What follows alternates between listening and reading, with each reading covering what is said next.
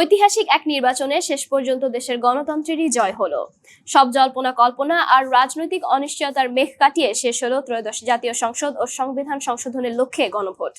ভিম liquid এখন মাত্র 50 টাকা, তেল চর্বি পরিষ্কার করে এক ধোয়াতেই।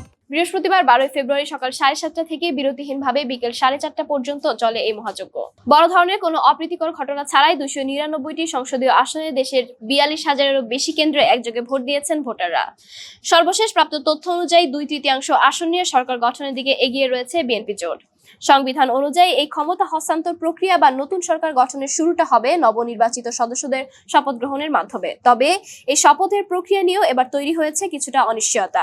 অতীতে নবনির্বাচিত সংসদ সদস্যদের শপথ পড়িয়েছেন মূলত জাতীয় সংসদের স্পিকার। ছাত্র জনতার অভ্যুত্থানের পর পরিবর্তিত পরিস্থিতিতে সংসদ নেই, স্পিকারও নেই। তাই প্রশ্ন কিন্তু রয়ে যায়, এবার শপথ পড়াবেন কে?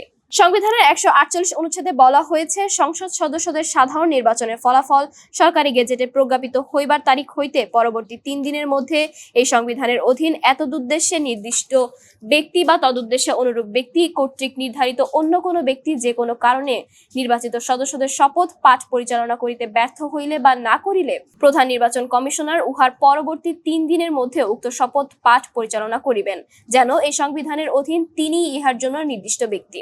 অর্থাৎ এই সংবিধানে মূলত যা বলা হয়েছে তা হচ্ছে, রাষ্ট্রপতির শপথ পাঠ করানোর জন্য কাউকে মনোনীত করতে পারেন। যদি 3 দিনের মধ্যে রাষ্ট্রপতির মনোনীত ব্যক্তি শপথ করাতে না পারেন, তাহলে তখন প্রধান নির্বাচন কমিশনার পরবর্তী 3 দিনের মধ্যে শপথ পাঠ করাবেন।